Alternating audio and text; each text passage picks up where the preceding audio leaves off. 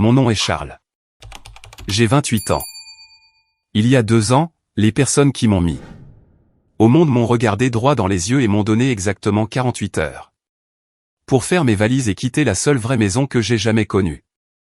Alors que j'étais encore engourdi par le chagrin de la perte de mes grands-parents qui m'avaient réellement élevé, mes parents se tenaient dans ma cuisine et ont dit « Tu es égoïste, Charles. Cette maison est trop grande pour toi, et elle appartient légitimement à ton frère. Pour qu'il puisse bâtir un véritable avenir. » Ils ont souri en le disant. Ils ont pratiquement ri de moi. Devant mon jeune frère, Julien, traitant mon dévouement et mon chagrin comme une blague pathétique. Mais il y avait une chose cruciale qu'ils ignoraient. Ils pensaient que j'étais juste un étudiant diplômé naïf et fauché. Ils n'avaient aucune idée de ce qui les attendait tranquillement à l'intérieur du lourd coffre-fort en acier à l'étage. Et au moment où vendredi est arrivé et qu'ils ont arrogamment ouvert ce coffre-fort, s'attendant à trouver les clés de leur nouvel empire immobilier, leurs sourires suffisants se sont évaporés en une panique absolue et glaciale. En ce moment, ma mère me laisse probablement encore des messages vocaux dérangés, me suppliant d'abandonner le procès. Avant de vous emmener dans cette pièce et de vous raconter exactement ce qui s'est passé quand ils ont réalisé qu'ils venaient de détruire leur propre vie, faites-moi une faveur. Appuyez sur le bouton j'aime si vous croyez que la justice finit par arriver pour ceux qui exploitent la famille. Et laissez un commentaire en me disant d'où vous regardez et quelle heure il est, car je veux vraiment savoir jusqu'où cette histoire atteint. Maintenant, revenons au début de ce cauchemar. C'était un froid mardi soir quand ils m'ont tendu un piège. Je me tenais dans l'embrasure de la cuisine de l'ancienne ferme en pierre de mes grands-parents.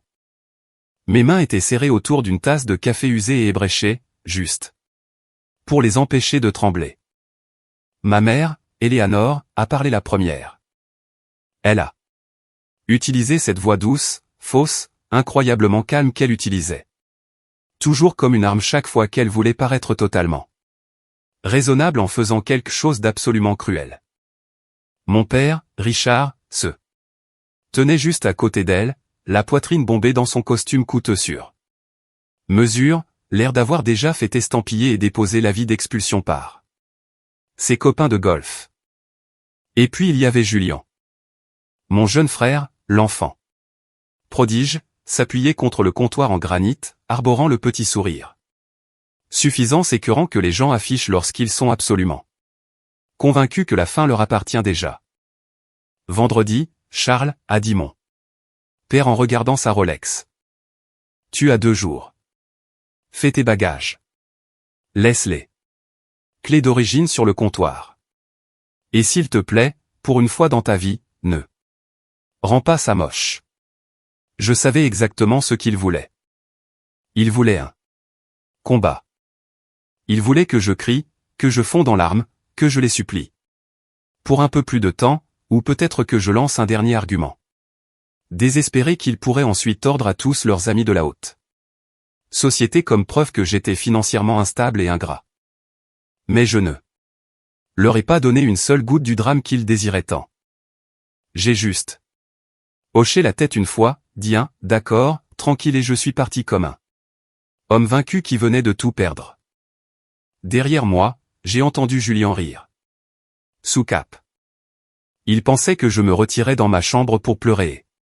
Faire mes cartons. Au lieu de cela, je suis monté à l'étage, je me suis assis sur le bord de mon lit et j'ai attendu vendredi. Parce que le vendredi à 17 heures, ils sont revenus par la porte d'entrée, agissant comme s'ils possédaient déjà l'endroit. Mon père a immédiatement monté à l'étage jusqu'au bureau du 2e étage, exigeant la clé du coffre-fort mural vintage de mon grand-père. Il supposait que tous les documents d'héritage, les titres de propriété et l'argenterie familiale vintage étaient enfermés à l'intérieur. Je lui ai tendu la clé et je me suis reculé, laissant le silence planer dans l'air. Il a tourné la serrure. La lourde porte métallique s'est ouverte en un clic. Julien a jeté Un coup d'œil par-dessus son épaule comme un enfant devant la vitrine d'une boulangerie. Ma mère se tenait près de la fenêtre, les bras croisés, attendant. La manne massive à laquelle elle se sentait si profondément en droit. Mon père a tendu la main et a sorti une seule feuille de papier posée sur une enveloppe. Kraft. J'ai regardé ses yeux parcourir les mots que j'avais tapés. Si vous lisez ceci parce que vous êtes venu chercher quelque chose à prendre, alors vous savez déjà pourquoi vous avez été mis de côté. La couleur a quitté son visage si vite qu'il ressemblait à un fantôme. Ma mère a arraché les papiers de ses mains tremblantes, les lisant plus vite, puis plus lentement, refusant d'accepter la réalité des documents légaux annexés. Julien a attrapé la petite clé USB 2. L'enveloppe, sa voix se brisant alors qu'il demandait ce que c'était que ce bordel. La peur absolue et paralysante dans les yeux de ma mère lorsqu'elle m'a finalement regardé est quelque chose que je n'oublierai jamais. Charles? A-t-elle haleté, la fausse douceur ayant complètement disparu. Que as-tu fait? J'ai suivi les instructions, ai-je répondu, ma voix stable et froide. 10 minutes plus tard, ils ont pratiquement fui la maison. Et en une demi-heure, mon téléphone a commencé à exploser. 6 appels en 10 minutes. Puis 8 autres. Messages vocaux de ma mère, essoufflée et paniquée. Charles, s'il te plaît, ne dépose rien d'autre. S'il te plaît, rappelle-moi avant de parler à l'avocat. Nous devons discuter de cela en famille. Je n'ai répondu à aucun d'eux. Je me suis assis à la table de la cuisine, regardant les notifications s'accumuler. Buvant mon thé et ressentant le premier véritable sentiment de paix que j'avais connu depuis des années. Pour comprendre comment nous en sommes arrivés à ce moment explosif dans le bureau, vous devez comprendre l'enfer absolu qu'ils m'ont fait traverser pour y arriver. La vérité est qu'au moment où ma famille m'a remis ce pitoyable avis d'expulsion de 2 jours, j'avais déjà passé des années à apprendre la douloureuse leçon de qui comptait vraiment pour eux et de qui était complètement jetable. La maison de mes grands-parents à Stone Mill Point n'était pas seulement un bien immobilier pour moi. Elle était située sur une douce élévation au-dessus de l'eau. Une solide ferme en pierre avec de profonds appuis de fenêtres, de vieux parquets en pin et un porche arrière qui captait la lumière dorée la plus incroyable chaque soir. Pour les étrangers et certainement pour mes parents. Cela ressemblait à une propriété côtière de grande valeur, prête à être revendue. Mais pour moi, c'était le seul endroit au monde où je me sentais choisi plutôt que simplement toléré. C'est là que ma grand-mère Margaret m'a appris à cuisiner sans tasse à mesurer et où mon grand-père Arthur m'a appris que le vrai caractère d'un homme se révèle quand personne ne le force à faire ce qui est juste. 3 ans avant sa mort, la fondation de notre famille a commencé à se fissurer. Ma grand-mère a commencé à oublier des choses. Cela a commencé petit, laissant le thé bouillir sur la cuisinière, mettant le sucrier dans le réfrigérateur. Mais la démence était agressive. Je me souviens du moment exact où cela m'a brisé le cœur. J'étais assis avec elle dans le salon, et elle m'a regardé droit dans les yeux, m'a tapoté la main et m'a appelé par le nom de son frère décédé. Mon grand-père a essayé de tout maintenir ensemble pour garder la maison stable, mais j'ai vu la peur brute et silencieuse en lui bien avant qu'il ne l'admette à haute voix. J'étais au milieu de mon programme de 3e cycle. À l'époque, me débattant avec une maîtrise en administration de la santé. J'avais des prêts étudiants, des examens et un salaire à temps partiel qui couvrait à peine mon loyer. Mais j'ai commencé à faire des allers-retours entre mon appartement et leur maison tous les week-ends. Puis c'est devenu tous les quelques jours. À la fin de sa vie, j'étais là presque tous les jours. Je suis devenu celui qui savait exactement quelle pharmacie locale avait encore ses médicaments spécifiques en stock. J'étais celui qui remplissait méticuleusement le pilulier hebdomadaire, coordonné avec l'infirmière à domicile, naviguait dans le cauchemar de la couverture médicale. Payait leurs factures de chauffage hivernal en ligne et passait d'interminables soirées silencieuses pendant que La télévision hurlait dans une pièce qui ne comprenait plus le concept du temps. Où étaient mes parents pendant tout cela? Ils avaient toujours, sans faute, une excuse parfaitement alignée. Pour mon père, Richard, c'était toujours les affaires. Il louait une toute nouvelle Porsche tous les 2 ans pour projeter l'image d'un PDG incroyablement prospère. Il ne pouvait absolument pas manquer ces tournois de golf du week-end ou ces dîners de réseautage au club de golf. Pour ma mère, Éléanore, il y avait toujours un gala de charité, une réunion du conseil d'administration de l'association de propriétaires, ou une retraite au spa qu'elle ne pouvait tout simplement pas annuler. Il y avait toujours une urgence fabriquée dans leur propre vie glamour qui surpassait d'une manière ou d'une autre l'effondrement lent et dévastateur qui se produisait à l'intérieur de la maison de mes grands-parents. Mais mon frère Julien était infiniment pire. Au moins mes parents avaient la décence de ressentir une minuscule once de fausse culpabilité pour avoir négligé leur famille. Julien traitait le déclin de nos grands-parents comme un inconvénient majeur qui gâchait son ambiance. Un dimanche, pendant le week-end de Thanksgiving, Julien s'est en fait donné la peine de se montrer. Il est entré, portant un bouquet de fleurs bon marché, a traîné ma fragile grand-mère sur le porche, a pris 3 photos très éditées à côté des hortensias et les a immédiatement postées en ligne avec une légende écœurante sur le fait de chérir les moments en famille. 20 minutes plus tard, il a annoncé qu'il avait des réservations pour le dîner avec ses frères de fraternité et est parti en trombe. Mais juste avant de partir, je me tenais à l'évier de la cuisine, faisant la vaisselle. La fenêtre était ouverte. Je l'ai entendu rire sur le porche, parlant fort au téléphone à sa fiancée. « Oui, je pars maintenant », a-t-il dit. Mon Dieu, les vieilles maisons sentent tellement la dépression. Honnêtement, une fois qu'ils seront partis, papa dit que nous pourrons vendre cet endroit. Cet argent financera totalement ma Ferrari et le mariage de destination. Ma grand-mère dormait dans la pièce voisine. Mais mon grand-père était assis dans son fauteuil. Il a entendu chaque mot. Il n'a pas crié. Il n'a rien dit à Julien. Mais j'ai vu la façon dont la mâchoire de mon grand-père s'est serrée si fort que j'ai cru que ses dents allaient se briser. Ce regard endurci et perçant est revenu de nombreuses fois au cours de la dernière année de sa vie. Alors que les mois passaient, un schéma écœurant est apparu. Plus je sacrifiais ma propre vie, mon sommeil et mes économies pour être présent, moins ma famille faisait semblant de s'en soucier.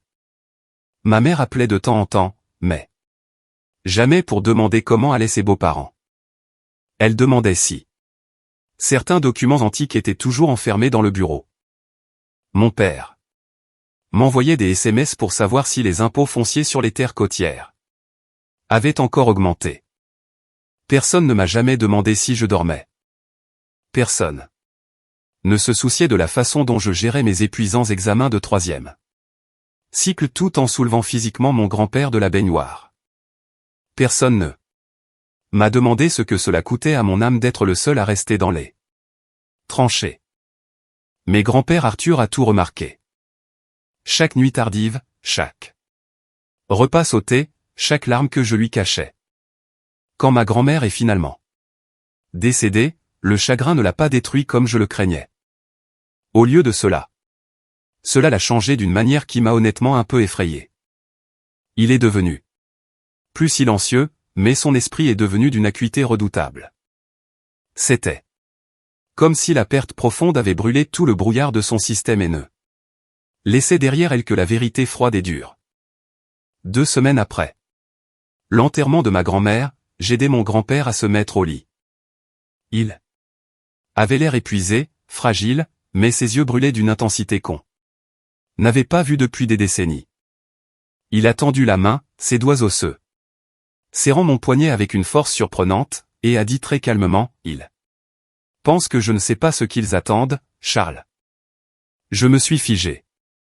Je lui ai demandé ce qu'il voulait dire, même si mon estomac s'était déjà noué. Parce que je savais exactement ce qui allait arriver.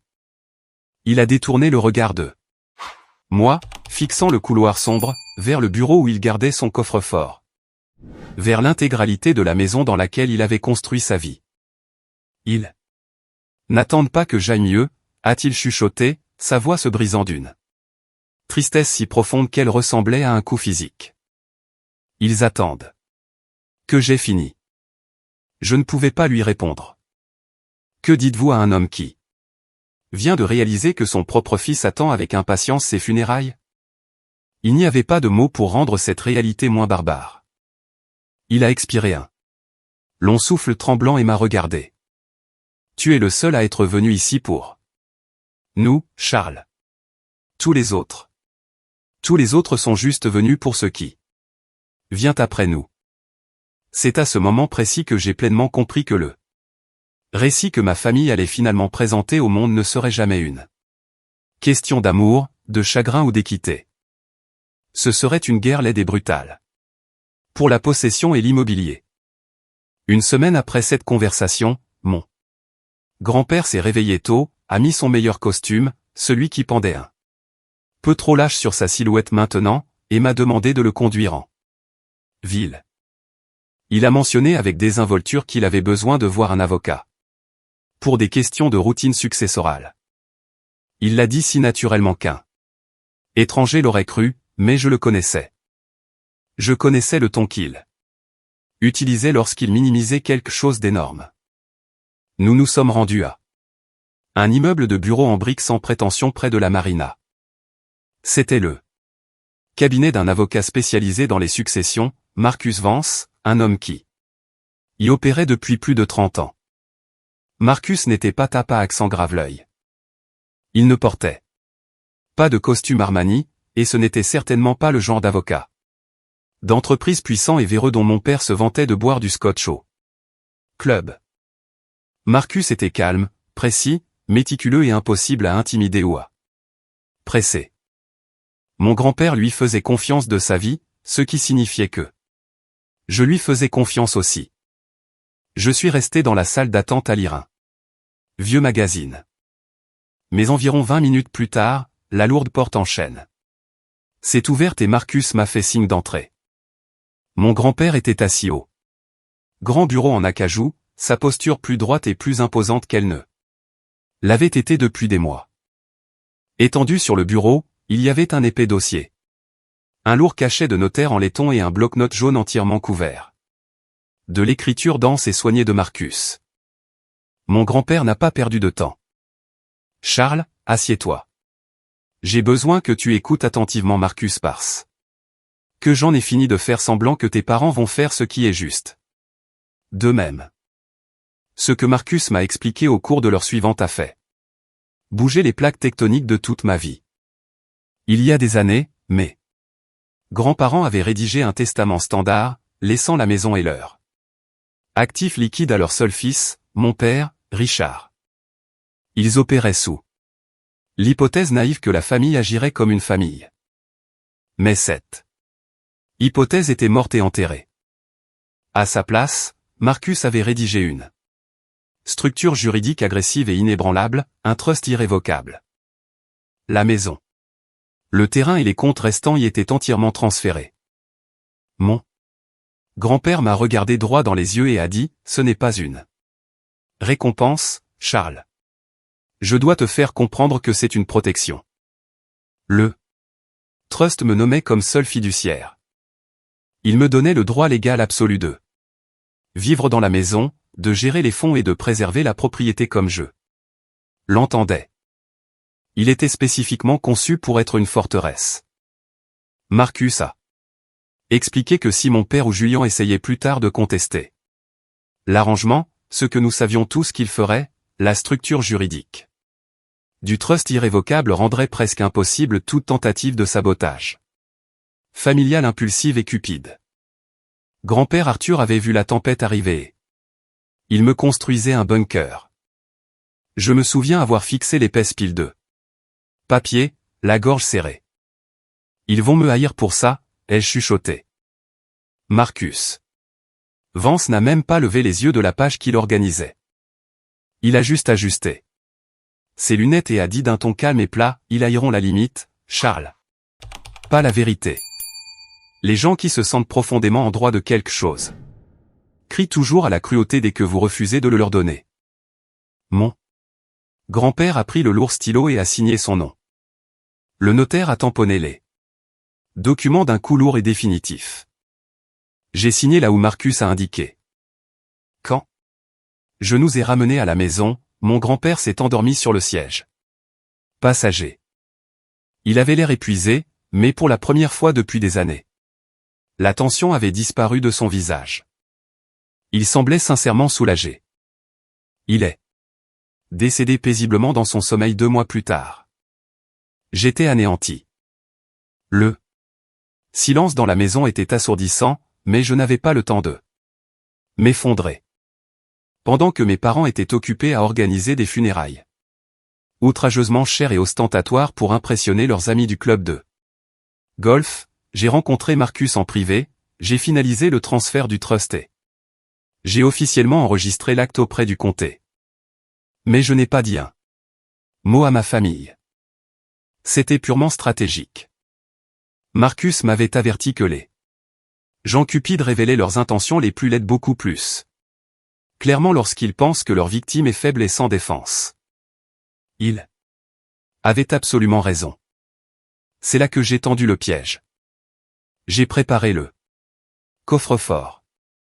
J'ai rangé les documents du trust, une lettre ferme de Marcus confirmant mon autorité légale, et la clé USB contenant un enregistrement audio parfaitement clair que mon grand-père avait insisté pour faire dans le bureau de Marcus. Je savais qu'il viendrait pour la maison. Je ne m'attendais simplement pas à ce qu'il soit si incroyablement cruel à ce sujet. Le lendemain des funérailles, ils m'ont donné l'avis d'expulsion de 2 jours. Et au moment où ils ont ouvert ce coffre-fort et réalisé que leur butin de plusieurs millions de dollars était légalement intouchable, la vraie guerre a commencé. Les retombées du coffre-fort furent immédiates et toxiques. Les 2 jours entre leur ville menace et ce vendredi après-midi furent les plus étranges de ma vie. Car je devais agir comme un homme brisé, se préparant à perdre sa maison d'enfance, tout en m'armant secrètement pour la sécuriser de manière permanente. Le samedi matin, après qu'ils aient fui ma maison, terrifié par les documents légaux, le champ de bataille s'est déplacé. Ma mère, Eleanor, a réalisé qu'elle ne pouvait plus m'intimider en privé, alors elle a rendu la guerre publique. Elle a utilisé comme arme la seule chose pour laquelle elle était vraiment douée. Les ragots de petite ville. Stone Mill Point est le genre de communauté aisée et très unie où tout le monde connaît les affaires de tout le monde, surtout au club de golf local et aux réunions de l'association des propriétaires. En 24 heures, ma mère avait dépêché ma tante Béatatrice, une femme qui prospérait dans le drame, pour répandre le récit le plus venimeux imaginable. Elles ont inventé une histoire tragique d'une famille en deuil déchirée par un fils manipulateur et avide d'argent. Ma mère pouvait transformer une cruauté absolue en une délicate préoccupation si habilement que les gens la remerciaient même. Le dimanche midi, mon téléphone explosait de messages de parents éloignés et d'amis de la famille, m'accusant de maltraitance envers les personnes âgées et de vol de l'héritage de Julian. J'ai failli éclater de rire. Ma mère ne voulait pas la paix familiale. Elle voulait un accès illimité au compte bancaire de mon grand-père. Marcus m'avait averti que cette phase allait arriver. Ils ne se battent pas seulement pour l'immobilier, Charles, m'a-t-il dit au téléphone. Ils se battent pour le récit. Celui qui a l'air d'être la victime qui saigne gagne en influence, même si les documents sont solides comme un roc. Alors, je n'ai pas crié en retour. Je n'ai pas posté de message de colère sur Facebook. Je suis devenu un fantôme. Je me suis assis au vieux bureau en chêne de mon grand-père et j'ai construit une forteresse numérique impénétrable. J'ai exporté chaque email. J'ai sauvegardé chaque message vocal dérangé que ma mère m'avait laissé. J'ai fait des captures d'écran de chaque SMS menaçant. Puis le premier coup de poignard est arrivé. Mon cousin David est arrivé à ma porte sans prévenir. Il a apporté un pack de 6 bières et m'a posé une main lourde sur l'épaule, me regardant avec ses yeux tristes et empathiques. « Mec, je sais que les choses sont folles en ce moment, a dit David. Je suis de ton côté. Charles. Dis-moi juste ce qui se passe. J'ai presque cru.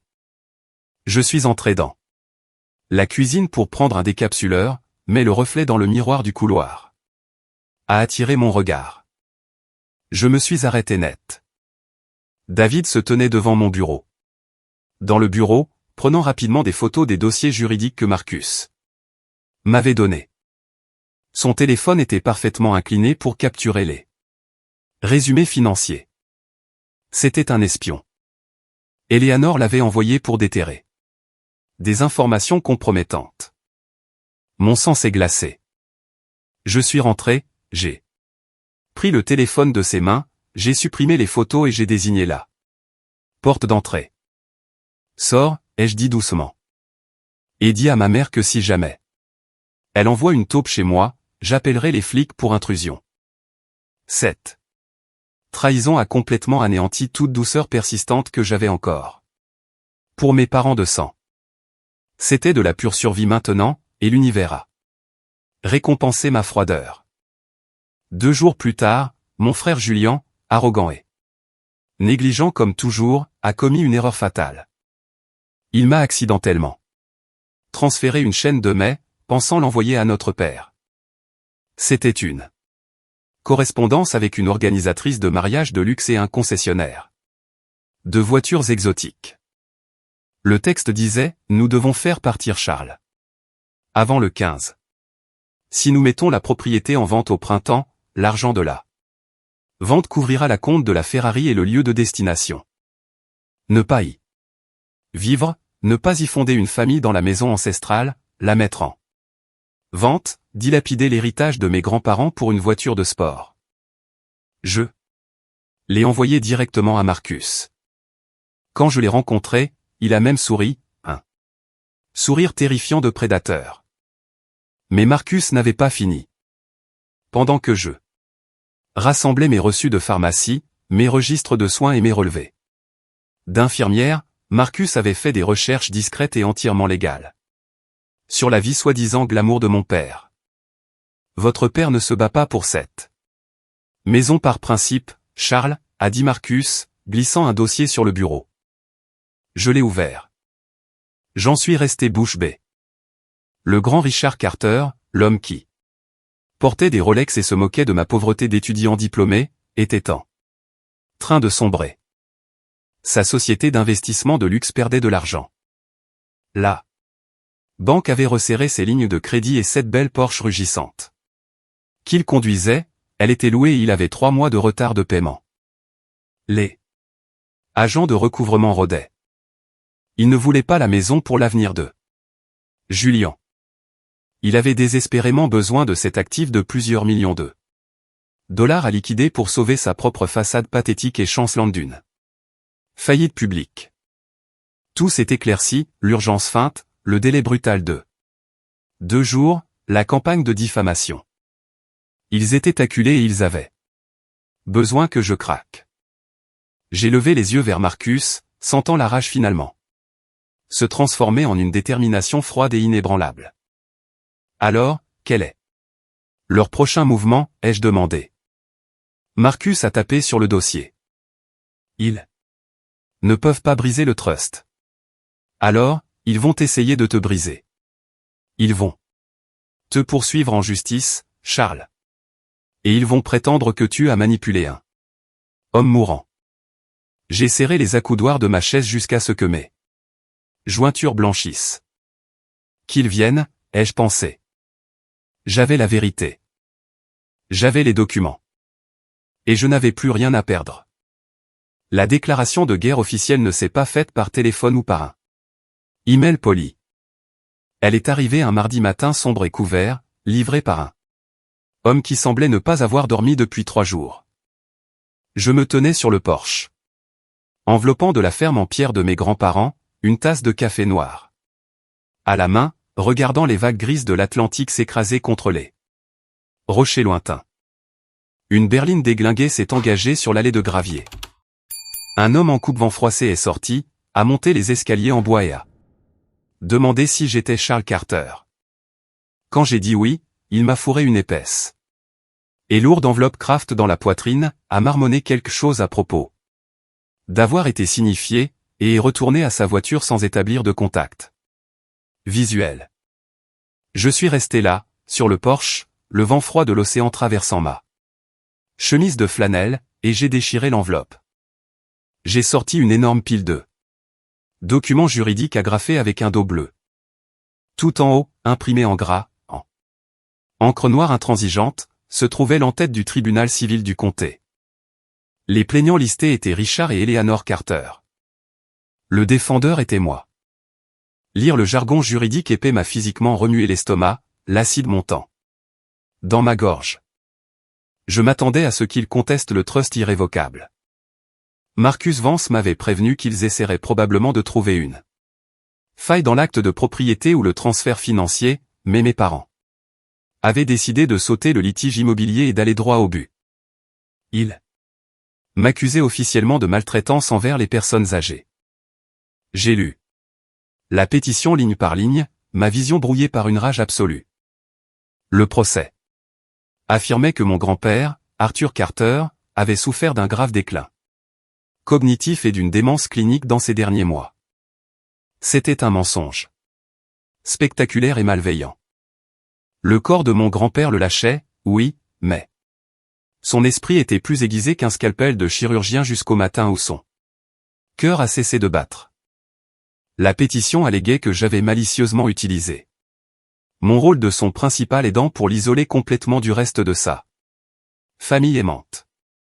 Elle déclarait que j'avais intercepté des appels téléphoniques, verrouillé les portes et systématiquement fait un lavage de cerveau à un homme vulnérable, en deuil et mourant pour lui faire céder un bien immobilier de plusieurs millions de dollars. C'était un chef-d'œuvre de manipulation mentale. Ils prenaient leur propre négligence égoïste profonde, leurs excuses sans fin, leur dîner au club de golf, leur voyage d'affaires, et la projetaient entièrement sur moi. Ils se peignaient eux-mêmes comme des parents désespérés et aimants qui avaient été physiquement empêchés de voir leur père mourant par un petit-fils avide et calculateur. Je n'ai même pas pris la peine de changer de vêtements. J'ai jeté les documents sur le siège passager de ma voiture et j'ai conduit directement au centre-ville de Providence, au bureau de Marcus Vance. J'ai pratiquement ouvert sa lourde porte en chêne à coups de pied et j'ai laissé tomber l'énorme pile de papier sur son bureau en acajou immaculé. Mes mains tremblaient, non pas de peur, mais d'une colère aveuglante alimentée par l'adrénaline. Je voulais tout brûler. Marcus n'a pas scié. Il a calmement posé son stylo, a pris ses lunettes à monture métallique et a passé les 20 minutes suivantes à lire les allégations en silence total. Le seul son dans la pièce était le tic-tac de l'horloge grand-père ancienne dans le coin et le son de ma respiration haletante. Quand Marcus a finalement levé les yeux, son expression était complètement illisible. C'était le visage d'un homme qui avait vu le pire de la nature humaine et n'en était plus surpris. Il vise une destruction totale de ton personnage, Charles, a dit Marcus calmement, tapotant les documents avec son index. Ils ont consulté un avocat très agressif. Ils savent que le trust irrévocable lui-même est une forteresse juridique. Je l'ai construit ainsi spécifiquement pour qu'ils ne puissent pas toucher l'immobilier ou l'héritage directement. Leur seule stratégie restante est donc de convaincre un juge que l'architecte de cette forteresse, ton grand-père, était mentalement incompétent et que tu es un prédateur. Ils veulent te peindre comme le méchant de Stone Mill. Ils veulent te rendre si répugnant que le juge invalide le trust par indignation morale.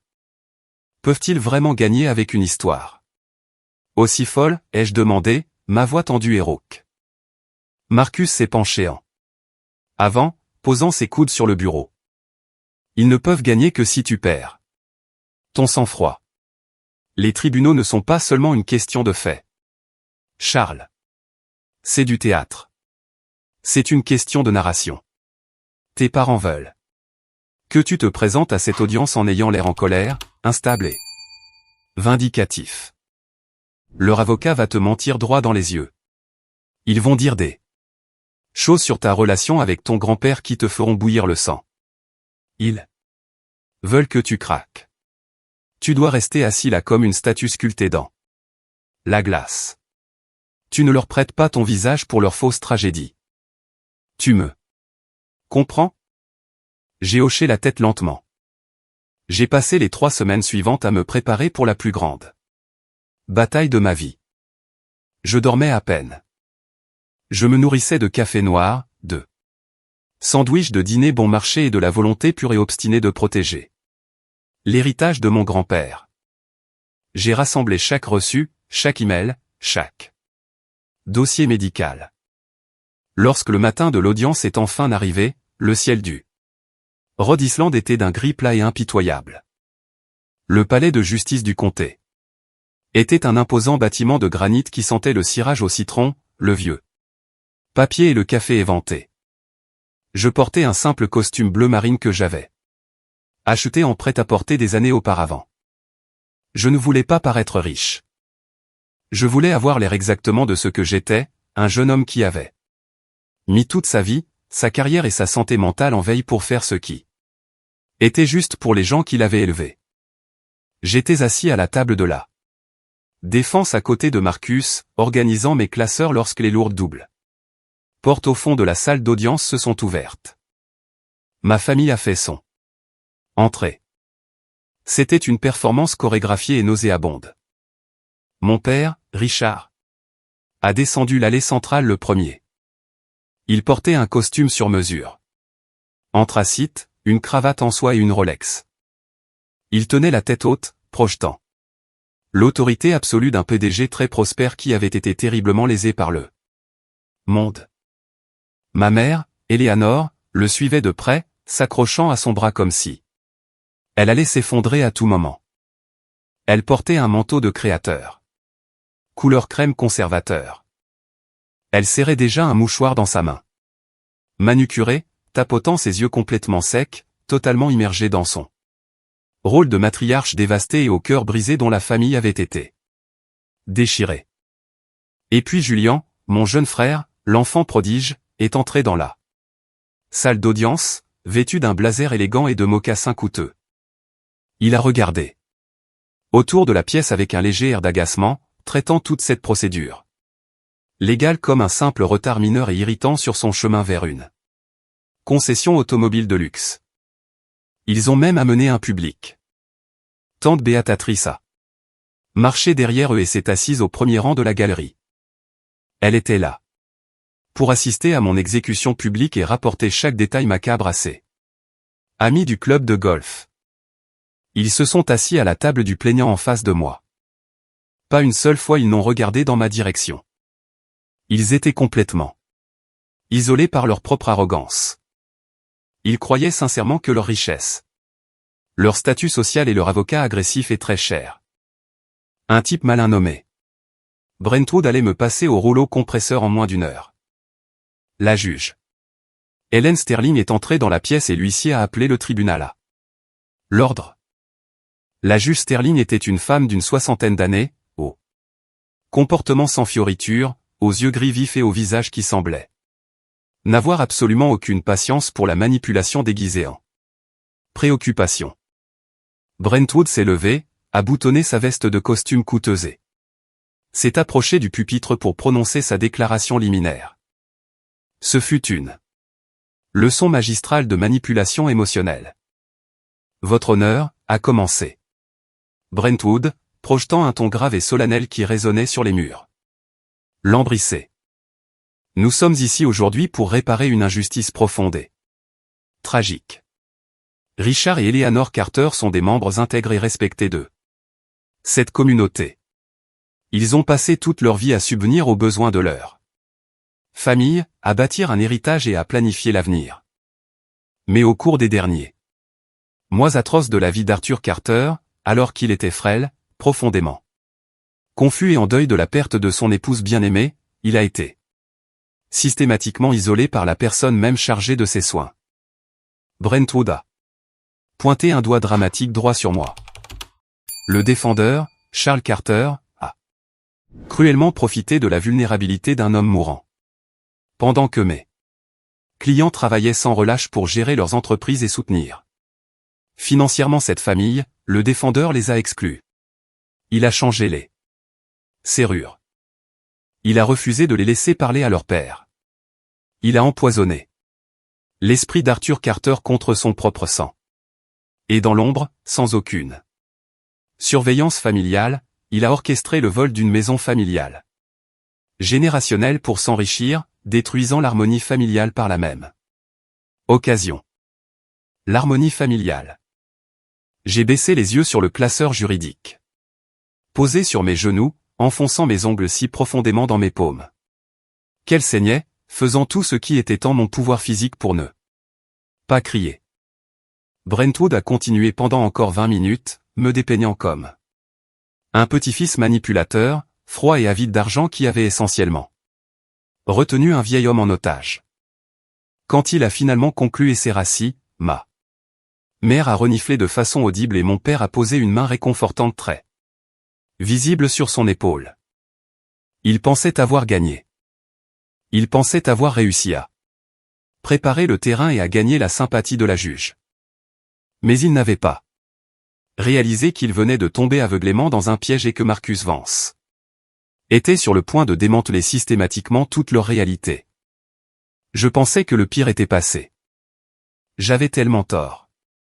Quand ce fut le tour de Marcus de parler, il ne se pressa pas. Il se leva lentement, ignora la tension théâtrale de la pièce et s'approcha du pupitre, ne portant rien d'autre qu'un simple dossier parfaitement organisé. Il n'éleva pas la voix. Il ne pointa du doigt personne. Votre honneur, commença Marcus, sa voix calme, platée, empreinte d'autorité. Les plaignants vous ont raconté une histoire très convaincante et très tragique aujourd'hui. Mais les tribunaux ne fonctionnent pas avec des histoires. Ils fonctionnent avec des preuves. Et le dossier documentaire exhaustif de cette affaire révèle une vérité complètement différente et indéniable. Marcus commençait toujours par les dates. Il guida la cour à travers la chronologie exacte et éprouvante de la démence de ma grand-mère, de son décès, et du déclin physique subséquent de mon grand-père. Il ne parla pas de mes sentiments. Il parla de mes actions. Il soumit des centaines de pages de preuves physiques directement au greffier. Je présente la pièce A. Conviction de la défense A, déclara Marcus. Ce sont les registres de pharmacie couvrant 3 ans. Chaque retrait de prescription signé par le défendeur. Charles Carter. Je présente la pièce à conviction de la défense B, les reçus d'épicerie, les factures d'entretien de la propriété, les factures de chauffage, toutes payées sur le compte courant personnel du défendeur alors qu'il était étudiant diplômé et vivait avec une maigre allocation. Marcus se tourna légèrement pour regarder mes parents. Les plaignants affirment que le défendeur a isolé Arthur Carter. Pourtant, j'ai ici les registres officiels des visiteurs tenus par l'agence indépendante de soins à domicile. Sur une période cruciale de 18 mois, Richard Carter a visité cette maison exactement 4 fois. Eleanor Carter a visité 2 fois. Julian Carter a visité 1 fois pour un grand total de 15 minutes. Charles Carter était physiquement présent presque tous les jours. Mon père se déplaça inconfortablement sur sa lourde chaise en bois. Eleanor arrêta immédiatement de se tamponner les yeux et fixa la table d'un air vide. Puis Marcus appela son premier et unique témoin en direct, Sarah. L'infirmière à domicile agréée qui m'avait aidé au cours des derniers mois. Elle se dirigea vers la barre des témoins, vêtue de son uniforme soigné, l'air incroyablement nerveuse mais farouchement déterminée. Sous serment, Sarah détruisit systématiquement le cœur de leur procès. Pouvez-vous décrire l'état mental d'Arthur Carter dans ces derniers mois, demanda Marcus doucement. Monsieur Carter était entièrement lucide, témoigna Sarah, sa voix devenant plus forte. Son corps le lâchait, mais son esprit était parfaitement clair. Il gérait son propre chéquier. Il lisait le Wall Street Journal tous les matins. Il participait à des discussions complexes sur la politique. Le défendeur Charles Carter a-t-il déjà restreint les visites de la famille? Sarah secoua la tête avec insistance. Absolument pas. En fait, Charles suppliait fréquemment ses parents de venir. Monsieur Carter était profondément blessé par l'absence constante de son fils. Il m'a dit à plusieurs reprises que Charles était la seule personne au monde à laquelle il faisait confiance. Il savait exactement ce que faisait son fils. Brentwood se leva pour le contre-interrogatoire, essayant de la secouer agressivement, exigeant de savoir si elle était payée par moi pour obtenir une part de l'héritage. Sarah le fusilla du regard et tint bon. La fondation de leur procès s'écroulait en poussière sous leurs yeux, mais Marcus ne faisait que commencer. Il se tourna vers la juge Sterling et demanda formellement l'admission de preuves audio. C'était le fichier numérique de la clé USB que j'avais enfermé dans le coffre-fort. Brentwood s'y opposa immédiatement, affirmant que c'était du oui dire, mais la juge Sterling le rejeta, notant la pertinence directe pour l'état d'esprit du défunt au moment de la création du trust. La salle d'audience devint complètement, étrangement silencieuse lorsque Marcus appuya sur lecture sur son ordinateur portable. La voix claire et reconnaissable de mon grand-père résonna sur les murs. J'enregistre ceci de ma propre volonté, en pleine possession de mes facultés mentales. Je sais exactement ce que je fais. La voix de mon grand-père résonna, forte et défiante. Je transfère ma maison et mes biens dans un trust irrévocable pour mon petit-fils Charles. Je le fais parce que je sais que mon fils Richard considère cet héritage familial simplement comme un actif financier à liquider. Je protège cette maison des gens qui la voient comme de l'argent. Je choisis le petit-fils qui est resté quand la mort est devenue difficile. Je veux que Charles ait la maison. Le silence dans la pièce était absolu. Ma mère fixait droit devant elle, le visage complètement vidé de sa couleur. Julien s'était recroquevillé dans son blazer coûteux, fixant ses chaussures. Si l'audience s'était terminée là, la victoire aurait été totale. Nous avions prouvé la compétence. Nous avions prouvé l'intention. Mais Marcus Vance était un chirurgien et il était prêt à extirper complètement la tumeur. Il était sur le point d'exposer la vraie raison de ce procès. Votre honneur, dit Marcus, passant sans transition à la phase suivante de l'attaque. Les plaignants ont maintes fois affirmé agir par profonde préoccupation pour l'héritage familial et le désir de garantir un futur foyer à leur plus jeune fils, Julien Carter. Je soumets à la cour la pièce à conviction de la défense des. Marcus remit un document imprimé au greffier qui le remit à la juge, puis une copie à Brentwood. C'était l'email divulgué, l'email que Julien m'avait stupidement transféré par erreur. Ceci est une correspondance par email de Julien Carter à un organisateur de mariage de luxe et à un concessionnaire de voitures exotiques, daté d'il y a seulement 3 semaines. Marcus lut à voix haute, sa voix résonnant dans la pièce silencieuse. Il y discute du calendrier d'expulsion de son frère. Je cite, nous devons faire partir Charles avant le 15. Si nous mettons la propriété en vente au printemps, l'argent de la vente couvrira la compte de la Ferrari et le lieu de destination. Fin de citation. Julien s'étouffa avec sa propre salive. Il devint d'un rouge violent. La juge Sterling jeta un coup d'œil par-dessus ses lunettes de lecture, fixant la table des plaignants avec une expression de dégoût pur et non dissimulé, mais le coup fatal final était réservé à mon père. Marcus demanda à appeler Richard Carter à la barre comme témoin hostile. Brentwood s'y opposa frénétiquement, paniqué. Mais Richard, poussé par son ego massif et fragile et un refus absolu de Paraître faible en public, exigea de témoigner. Il pensait pouvoir déjouer un avocat de campagne. Richard prêta serment et s'assit dans la boîte des témoins. Serrant la rampe en bois, fusillant Marcus du regard avec une haine pure. Marcus fit les 100 pas lentement. Monsieur Carter, vous avez déclaré sous peine de parjure que votre seule motivation pour contester ce trust est de protéger l'héritage de votre père et d'empêcher une mauvaise gestion financière. Est-ce exact? Oui, claqua Richard, la mâchoire serrée. Mon fils Charles a manipulé un vieil homme malade et en deuil. Je vois, dit Marcus doucement, s'arrêtant juste devant la barre des témoins. Monsieur Carter, connaissez-vous le concept juridique de contrainte financière? Les yeux de Richard se plissèrent. Je suis un homme d'affaires prospère. Je dirige une société d'investissement. Je ne sais pas ce que vous insinuez. Je n'insinue rien, dit Marcus, sa voix se transformant en acier froid. Je demande si votre société d'investissement de luxe a récemment perdu sa principale ligne de crédit commercial.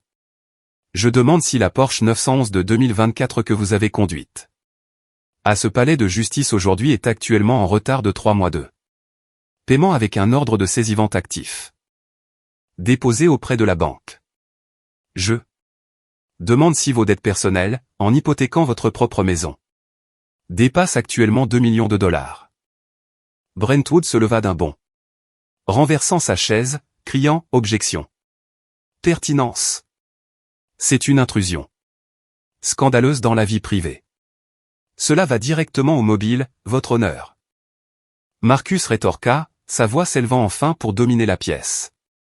Le plaignant affirme que le défendeur a agi par cupidité. Nous établissons que le plaignant a fabriqué tout ce procès frauduleux parce qu'il fait face à une faillite imminente et a désespérément besoin de la vente forcée de l'actif immobilier principal du trust pour survivre. Objection rejetée, dit la juge Sterling. Sèchement, frappant son marteau une fois. Répondez à la question, monsieur Carter. Richard parut complètement piégé. Il regarda son avocat qui secouait la tête. Il regarda ma mère, qui tremblait maintenant d'une terreur réelle et non scriptée, les mains couvrant sa bouche. Et puis il me regarda pendant une fraction de seconde. Je vis la panique brute et désespérée d'un homme dont toute la vie fausse et glamour s'effondrait en public. Son ego ne pouvait tout simplement pas supporter l'humiliation. Son cerveau court-circuita. Il craqua. Chaque famille a des pressions financières, cria Richard, son visage devenant violet de colère, ses mains serrant les bords de la barre des témoins si fort que ses jointures blanchirent. J'ai bâti une vie pour cette famille. J'avais juste besoin qu'il arrête d'être si égoïste pendant 5 minutes et qu'il signe les papiers pour que l'argent puisse nous sauver. S'il avait juste signé la renonciation, la vente de la maison aurait tout stabilisé. C'est la maison de mon père. C'est mon droit en tant que son fils. La salle d'audience devint silencieuse. On aurait pu entendre une épingle tomber sur le tapis. Richard se figea, ses yeux s'écarquillant alors qu'il réalisait l'ampleur de ce qui venait de sortir violemment de sa propre bouche. Il venait d'avouer sous serment, dans le dossier officiel du tribunal, que l'intégralité du procès était une supercherie totale. Il ne se souciait pas de la maltraitance envers les personnes âgées. Il ne se souciait pas de l'état mental de mon grand-père. Il avait juste besoin de voler la maison, d'expulser son propre fils et de vendre l'histoire de sa famille pour payer ses dettes massives et humiliantes. Il venait de me donner l'épée, et je n'avais même pas eu à la brandir. La juge Helen Sterling ne perdit pas de temps à délibérer. Quand elle se pencha pour rendre sa décision, l'air dans la salle d'audience était si mince que je pouvais à peine respirer. Sa voix était précise, froide et absolument impitoyable. La requête déposée par les plaignants et rejetée dans son intégralité, annonça La juge Sterling, son regard fixé entièrement sur mon père. Elle confirma. Formellement le trust irrévocable, me reconnaissant légalement comme le seul fiduciaire légitime avec une autorité absolue et incontestable sur la propriété, les comptes financiers et l'ensemble du patrimoine. Elle nota explicitement pour le dossier officiel du tribunal qu'il n'y avait absolument aucune preuve crédible d'influence indue ou de maltraitance envers les personnes âgées. En fait, déclara-t-elle, me regardant avec un bref hochement de tête respectueux. Les preuves documentaires présentées aujourd'hui prouvent de manière écrasante que le défendeur, Charles Carter, a prodigué des soins exceptionnels et désintéressés à ses grands-parents alors que personne d'autre dans cette famille n'a pris la peine de se montrer. Mais elle ne s'arrêta pas là. Furieuse de la manipulation flagrante de sa salle d'audience et de la perte de temps du tribunal pour une tentative malveillante d'accaparer de l'argent, la juge Sterling abattit le marteau. Le comportement des plaignants dans cette affaire est répréhensible, poursuivit-elle. Elle sanctionna officiellement mes parents, leur ordonnant de payer 80% de mes frais de justice. Et à la demande discrète de Marcus Vance, elle accorda une ordonnance de restriction civile complète de 2 ans. Mes parents et mon frère furent légalement interdits de mettre les pieds sur ma propriété, de s'approcher à moins de 150 mètres de moi, ou de me contacter en dehors des canaux juridiques officiels surveillés. S'ils tentaient de se présenter à ma porte à nouveau, ils seraient arrêtés. Le lourd marteau de bois craqua contre le bloc sonore comme un coup de feu. C'était fini. La guerre était officiellement terminée. Je me levai, serrant la main de Marcus, me sentant plus léger que l'air. Nous sortîmes de la salle d'audience ensemble. Dans le large couloir de marbre à l'extérieur, les conséquences furent une scène de dévastation totale et pathétique pour la famille Carter. Ma mère, Eleanor, était effondrée contre le mur, sanglotant de façon incontrôlable. C'était de vraies larmes cette fois.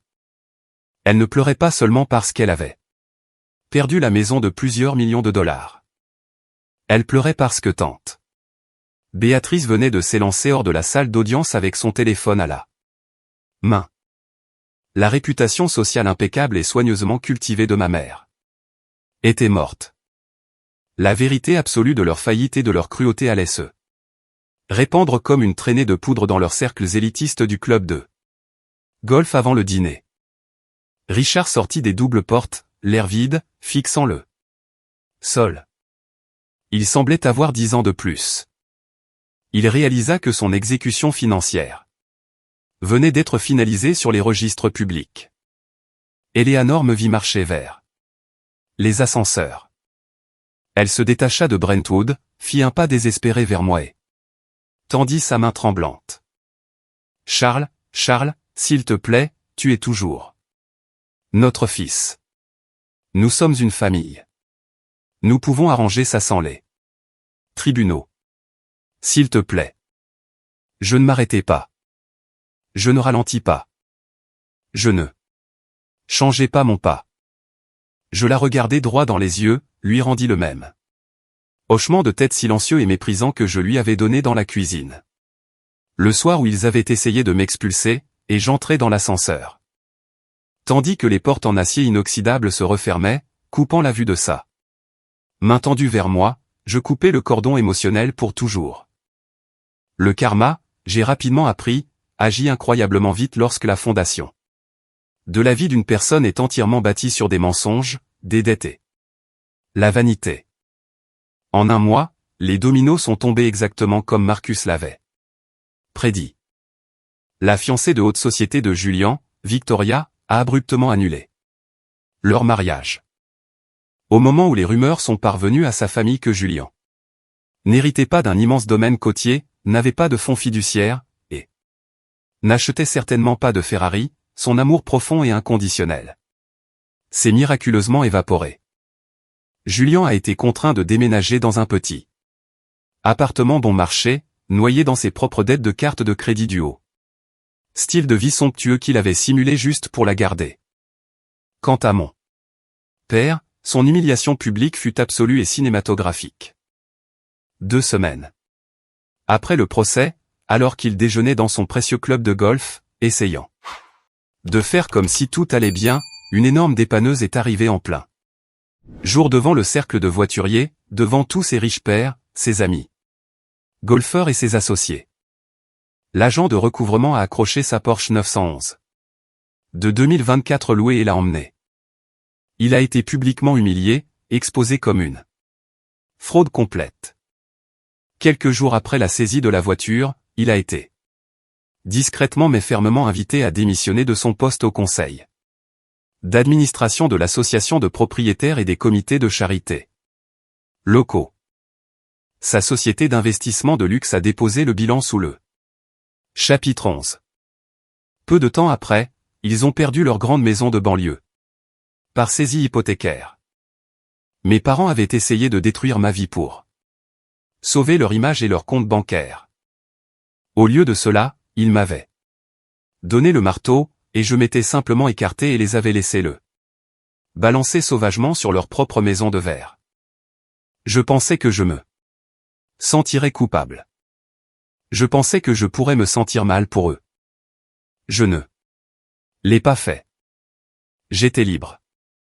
Je suis retourné à Stone Mill. Un jeudi après-midi tranquille.